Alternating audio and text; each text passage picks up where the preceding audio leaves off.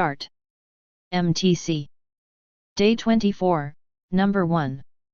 In 1947, when the Dead Sea Scrolls were discovered, archaeologists set a finder's fee for each new document. 1947. Instead of lots of extra scrolls being found, they were simply torn apart to increase the reward. Similarly, in China in the 19th century, an incentive was offered for finding dinosaur bones. 19.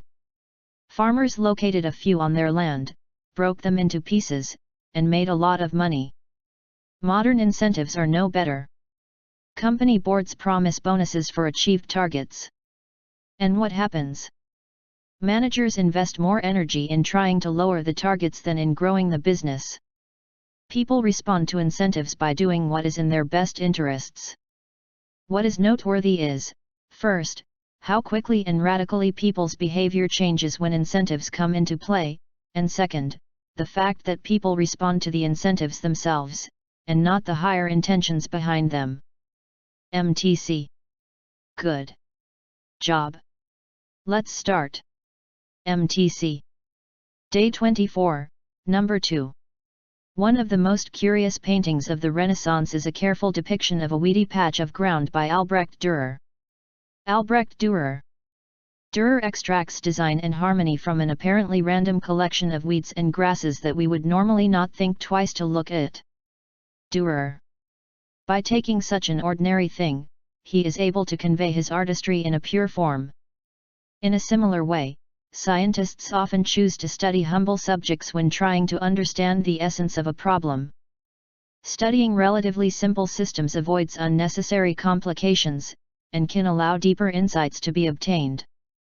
This is particularly true when we are trying to understand something as problematic as our ability to learn. Human reactions are so complex that they can be difficult to interpret objectively. It sometimes helps to step back and consider how more modest creatures, like bacteria or weeds, deal with the challenges they face. MTC. Good job. Let's start. MTC.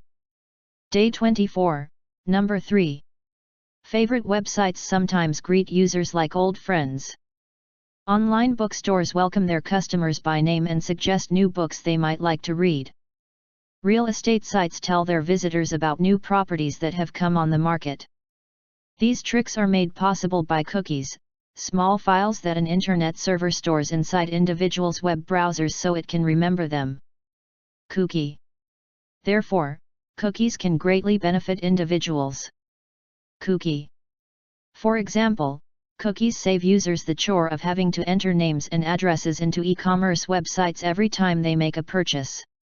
Cookie. However, concerns have been raised that cookies, which can track what people do online, may be violating privacy by helping companies or government agencies accumulate personal information. Cookie. Security is another concern. Cookies make shared computers far less secure and offer hackers many ways to break into systems. Cookie. MTC. Good job. Let's start. MTC. Day 24, Number 4.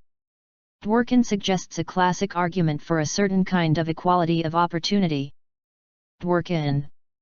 From Dworkin's view, justice requires that a person's fate be determined by things that are within that person's control, not by luck. Dworkin.